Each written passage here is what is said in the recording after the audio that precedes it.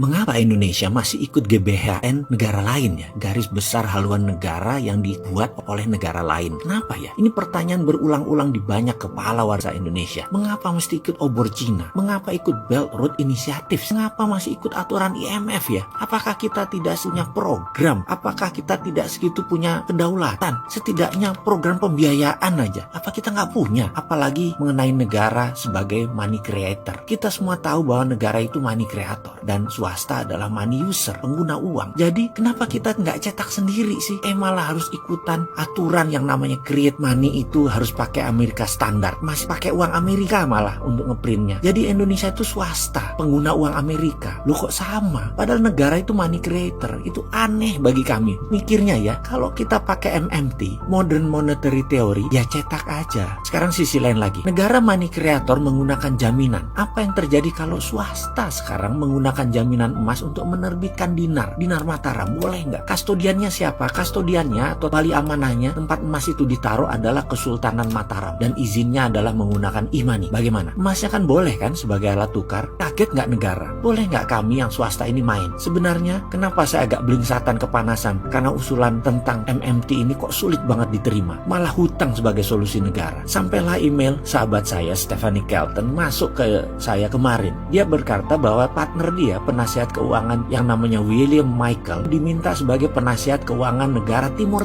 tetangga kita. Duar, asli kepala saya meledak. Bayangkan, Amerika tuh di tahun 1971 menggunakan MMT, di mana melepas jaminan emas untuk print money. Waktu itu emang MMT belum populer, hanya shadow government saja yang melakukannya, belum internasional terbuka. Secara internasional mulai saat itu diciptakanlah dua strategi, yang satu buat di permukaan, yang satu shadow. Yang di permukaan adalah fake knowledge tentang ekonomi yang dibiarkan tumbuh liar di kepala para ekonom, para teknokrat, para orang pinter, para makan sekolahan. Tapi shadownya, government tidak melakukan apa yang teori ekonomi para makan sekolahan tadi. Tidak. Lalu di tahun 1989 Cina mulai mengikuti MMT, Modern Monetary Theory, yaitu juga menciptakan dua mata uang, renminbi dan yuan. Renminbi dicetak berdasarkan project base. Memang MMT ini baru populer di tahun 2009, di mana kaum Hudsonian menyatakan Keynesian is dead. Jadi tahun 2009 ke sana udah Keynesian semua. Tahun 2009 ke atas MMT, Modern Monetary Theory, yang pencetusnya adalah Michael Hudson. Di tahun 2009 itulah Norwegia menjadi negara penerbit SWF dan memakai MMT sebagai ekonominya. Lalu Uni Emirat Arab, lalu Turki di tahun 2019